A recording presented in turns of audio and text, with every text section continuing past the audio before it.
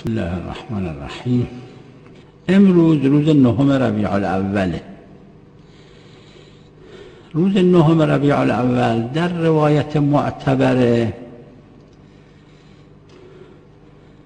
تصریح شده به اینکه یوم عید اهل البیت علیهم السلام.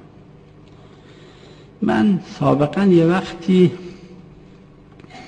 این روایت احمد بن اسحاق قرائن متعددی علی سبیل منع الخلو برای اعتبارش عرض کردم که حالا اون را تکرار نمی کنم. به نتیجه روایت احمد بن اسحاق اقلاً در باب لا اقتضائیات که یکیش مسئله عیده این اعتبار داره،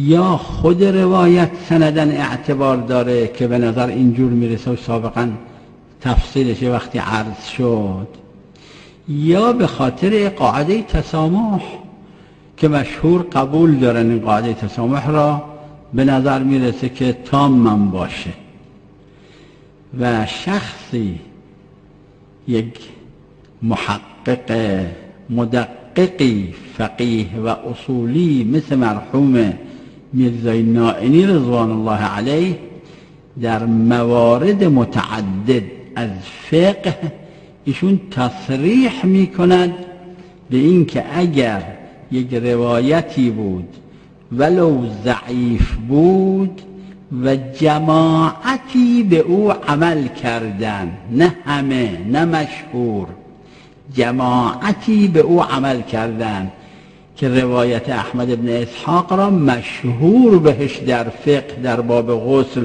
و غیر غسل عمل کردن و فتوا دادن، تصریح میکنه ایشون اگه جماعتی عمل کردن این جبر ضعف سند را میکنه و میشه معتبر. پس امروز حسب روایت معتبره عید اهل البیت صلوات الله علیهم اجمعین. وقت این عید یک عید تولی ما داریم که عید غدیره، یک عید تبری داریم که این عید باشه. تولی و تبری آقایون اگه مراجعه به کتب صرف بکنن یا کتب لغت، این صیغه تفعل چیه معناش؟ صیغه تفعل غالباً برای اظهار استفاده شده، نه برای اصل اعتقاد. لذا امروز روز 9 ربیع الاول روز عیده و تعبیرم شده و عید اهل البیت علیهم السلام.